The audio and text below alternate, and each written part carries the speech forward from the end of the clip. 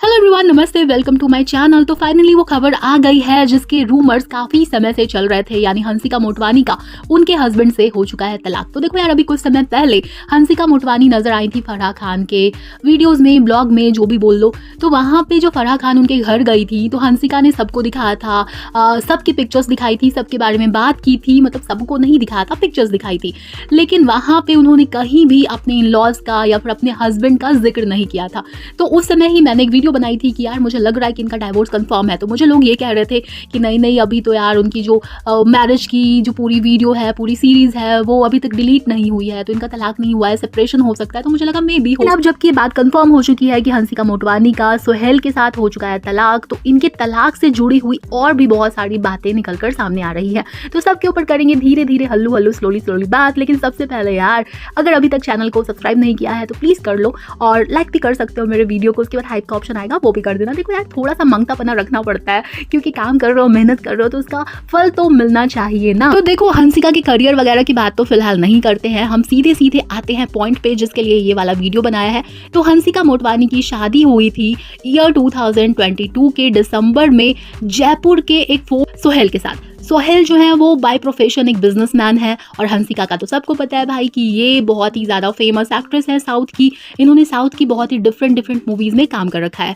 अब जैसे इन दोनों की शादी हुई ना, वैसे ही इवन शादी से पहले ही जब इन दोनों के एंगेजमेंट की न्यूज़ आई थी, इनके प्रपोजल की पिक्चर्स बाहर आई थी, तो ये खबरें बाहर आने लग गई थी कि जो सोहेल है और हंसिका है, उन्होंने रिंकी बजाज के ऊपर चीट किया है, उनको डिच किया है। अब सोहेल की जो पहली शादी हुई थी वो हुई थी हंसिका मोटवानी की बेस्ट फ्रेंड रिंकी बजाज के साथ, और ये कहा जाता है कि सोहेल और रिंकी एक दूसरे को कॉलेज के जमाने से डेट कर रहे थे, यानी काफी लंबा उनका रिलेशनशिप था। उसके बाद वो लोग डिसाइड करते हैं कि भाई अब शादी वादी कर लेते हैं। तो ईयर 2016 में दोनों ने शादी कर ली थी। और सबसे खास बात यह है कि उनकी शादी की जितनी भी वीडियोस हो, पिक्चर्स हो, सब में तुम हंसिका को आराम से देख सकते हो। हंसिका बहुत ही खुशी खुशी सारी रस्मों को निभाती हुई, शादी में एंजॉय करती हुई दिखाई दे रही थी, क्योंकि जाहिर सी बात है उनकी बेस्ट फ्रेंड की शादी थी। फिर ईयर 2019 में ऐसी खबरें आई कि ये जो रिंकी बजाज हैं और सोहेल हैं, उन दोनों का तलाक हो गया है।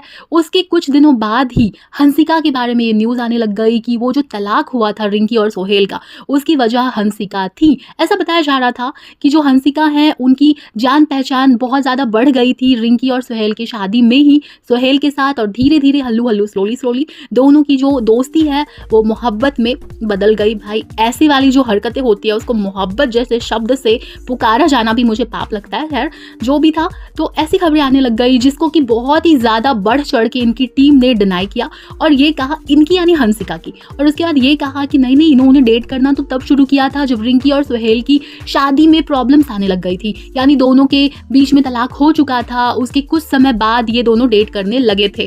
तो ऐसा क्यों होता है? मतलब जब शिल्पा शेट्टी के ऊपर भी राज कुंद्रा की फर्स्ट वाइफ ने एलिगेशन लगाया था कि उनका तलाक शिल्पा की वजह से हुआ, तो शिल्पा शेट्टी की तरफ से भी यही वाला लॉजिक आया था कि नहीं नहीं, वो तो मैं इनकी लाइफ में बाद में आई थी, उनका ये पहले से टेंशन चल रहा था। या फिर जितने भी लोग हैं, जैसे रानी मुखर्जी के ऊपर भी एलिगेशन लगाया जाता है, वो भी आदित्य चोपड़ा की फर्स्ट वाइफ पायल की काफ़ी अच्छी फ्रेंड हुआ करती थी, तो उनके ऊपर भी एलिगेशन लगा कि उन्होंने पायल का घर तोड़ दिया। तो उस समय भी यही बातें निकल कर आई थी, नहीं नहीं, पहले तो तलाक हुआ था, पहले ही रिश्ते खराब थे, रानी तो बीच में बाद में आई है, मतलब इवन वो बीच में आई भी नहीं है, इसे भी मात्र एक संयोग कहा जाएगा। ऐसे बथेरे एग्जाम्पल्स है मेरे बंधु। तो पता नहीं क्यों एंटरटेनमेंट इंडस्ट्री में ऐसा संयोग हमेशा बन जाता है। लेकिन खैर, इनकी टीम ने जो भी कहा हो, जब हंसिका की शादी हुई सोहेल के साथ, तो इनको काफी ज्यादा ट्रोल किया जाने लगा कि यार तू कैसी बंदी है, अपनी बेस्ट फ्रेंड के एक्स हस्बैंड को तूने डेट भी कर लिया, शादी भी कर ली, ठीक है, चल मान लेते हैं कि उनका पहले से ही रिलेशनशिप खराब हो गया होगा, लेकिन ये तो यार एक रूल होता है ना कि ऐसे थोड़ी ना डेट कर लेते अपनी बेस्ट फ्रेंड के एक्स को। तो यही सारी बातें लोगों से हजम नहीं हो रही थी। लेकिन भाई, हंसिका की लाइफ, हंसिका की मर्जी, वो नेहा धूपिया लाइन्स काफी ज्यादा फेमस हुई थी ना, वो मीम बनकर। कौन सी? अभी बताती हूँ, ये देखो। It's her choice. जी हाँ जी, यही वाली। उसके बाद हंसिका और सोहेल की शादी बहुत ही धूम धड़ाके के साथ हुई थी, जैसा कि मैंने कहा, लेकिन उसमें खर्चा हुआ था 20 करोड़ का।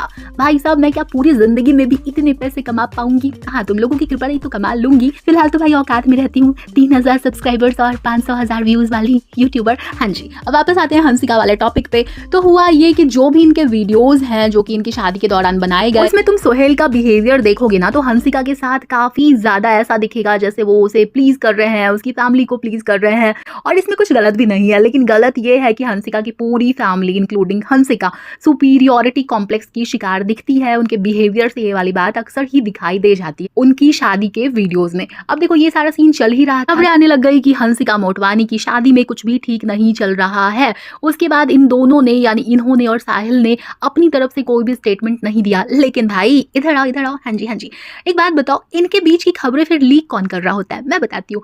इनकी जो टीम होती है ना, उससे ही इस प्रकार की इंफॉर्मेशन बाहर दी जाती है, ताकि जो घर की बातें हैं उसे कुछ नहीं होगा तो कम से कम लोग खबरों में तो बने ही रहेंगे ना। देखो ऐसा हो, अभी मैं एक ताजा एग्जांपल ही दे देती हूँ। कृतिका कामरा कुणाल के साथ शादी कर लेती हैं और किसी को कानो कान खबर भी नहीं पड़ी हुई होती है कि दोनों डेट कर रहे हैं। हाँ, थोड़ी बहुत गॉसिप आई थी लेकिन उतनी नहीं। ये तब होता है जब सच में सेलिब्रिटीज अपनी बातों को सीक्रेट रखना चाहते हैं। उसके बाद ईयर 2024 में ही बताया जा रहा है कि दोनों अलग अलग रहने लग गए थे, जिसकी वजह बताई जाती है कि दोनों का जो नेचर है उसमें बहुत ज्यादा असमानता थी। दोनों एक दूसरे से डिफरेंट थे काफी ज्यादा, जिसकी वजह से दोनों अलग अलग रहने लग जाते हैं। दोनों में कुछ खबरों में ये भी क्लेम किया गया कि भाई जो हंसिका है उनके इन लॉज के साथ उनकी नहीं बन रही थी, इस वजह से उनके हस्बैंड के साथ भी जो उनके रिश्ते हैं वो खराब होने लग गए थे। अब अंदर की क्या कहानी है वो तो भाई सोहेल जाने या हंसिका जाने। लेकिन एक और बात निकल कर सामने आ रही है जिससे लोग काफी ज्यादा हैरान हो रहे हैं। देखो 3-4 साल ही हुए हैं इन दोनों की शादी को। उसके बाद ये जो तलाक हुआ तो इसको लेकर ये भी क्लेम किया जा रहा है कि इन दोनों की कॉन्ट्रैक्ट मैरिज हुई थी। तो देखो भाई ये वाली न्यूज़ बिल्कुल मुझे पर्सनली बकवास लग रही है, क्योंकि अगर कॉन्ट्रैक्ट मैरिज हुई होती तो कोई तो खबर आती ना पेमेंट या हंसिका की तरफ से बहुत ही ज़्यादा खतरनाक वाली भारी भरकम एलिमनी डिमांड की जाती है। लेकिन इनका बताया जा रहा है कि दोनों ही पक्षों ने आपसी सहमति से तलाक ले लिया है और हंसिका ने कोई भी एलिमनी क्लेम नहीं। अब लोग इसको कर्मा कह रहे हैं जैसा किया वैसा मिल गया, जैसी करनी वैसी भरनी। और हंसिका को अभी भी काफ़ी ज़्यादा बातें सुनाई जा रही है, लेकिन मैं यहाँ पे हंसिका की साइड तो नहीं लूंगी, लेकिन इतना ज़रूर कहूंगी कि अगर इन दोनों के रिलेशनशिप की शुरुआत तब हुई थी जबकि वो ऑलरेडी मैरिड था, बंदा जो है इसका एक्स सोहेल, तो क्या उसकी रिस्पॉन्सिबिलिटी नहीं थी ज़्यादा लॉयल रहे? क्योंकि चलो यार हंसिका की गलती रही होगी थी ये बोलना चाहिए।